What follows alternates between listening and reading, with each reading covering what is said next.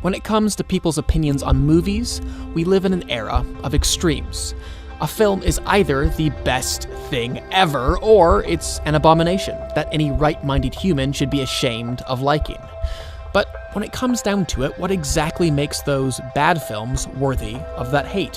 One clunky performance, a handful of cheesy lines, a smattering of familiar plot points?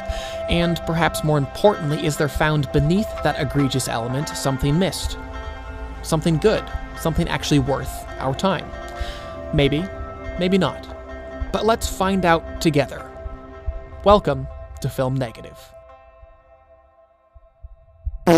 On July 18th, 2008, the world was gifted with arguably the greatest comic book adaptation of all time, The Dark Knight, a film that went on to garner a 94% on Rotten Tomatoes and over $1 billion at the worldwide box office. That film, however, is not the one that we'll be focusing on here. No, the movie that we'll be discussing came out a mere 2 months earlier, but only scored a 9% on Rotten Tomatoes and made just shy of $100 worldwide. That film, of course, was the Wachowskis' Speed Racer. But loved by critics and audiences or not, I have no problem declaring Speed Racer to be an absolutely brilliant piece of filmmaking. As different as they are, both are similarly daring in their narrative, thematic, and stylistic choices. When this was what people thought a Wachowski film looked like, giving them this was also a risk. What makes both films work, however, is that each film's style mirrors its substance. The style that we see on screen perfectly reflects the substance in the script's narrative, the story's themes, the characters' souls, and the director's hearts. Like the light, color, and music found in films like A Trip to the Moon, Singing in the Rain, or Scott Pilgrim vs. the World, every visual and sonic decision made on Speed Racer is appropriate to it. The Wachowskis command every inch of every frame, building this brand new world from the ground up, all in the name of allowing us, the audience, to perceive and more fully know the light, color, and music found in the characters' thoughts and stories' subtext. Even so, and the Wachowskis themselves have admitted this, Speed Racer's new reality is an outright assault on established aesthetics. Most viewers have never seen anything like this and therefore need as much help as possible transitioning into it.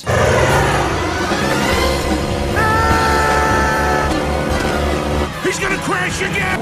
And while the opening, colorful, kaleidoscoping credits are by far the most abrupt transition, the rest of the film is stuffed to the bursting with some of the most dynamic, creative, and seamless transitions in film history, each of them taking us gracefully deeper into this world and this story. Back in the day, shots that transitioned one to another were accomplished optically, which meant that just prior to those transitions, the viewer would often see a degradation in image quality, muddying the moment and interrupting the emotional flow of the narrative.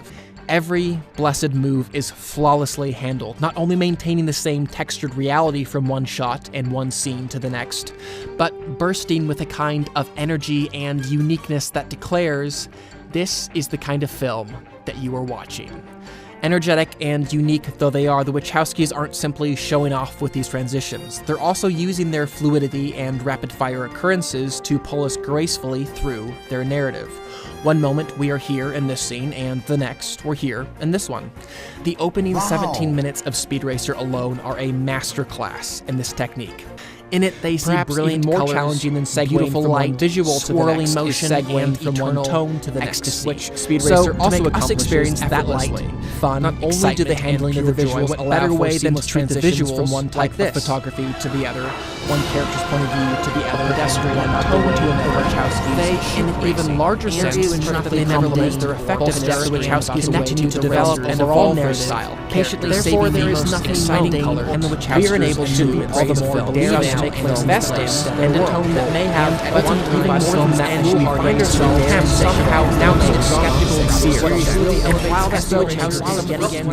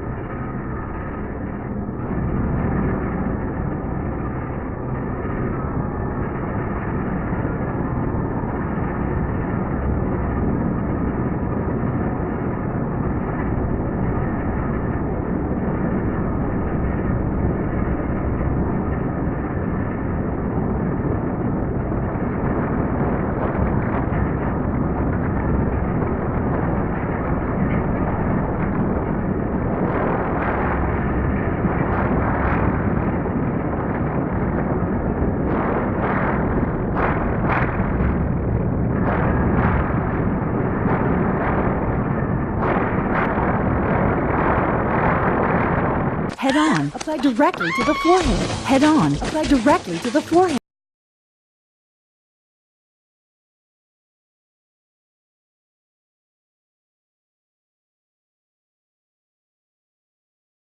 It's an abomination that any right-minded human should be ashamed of liking.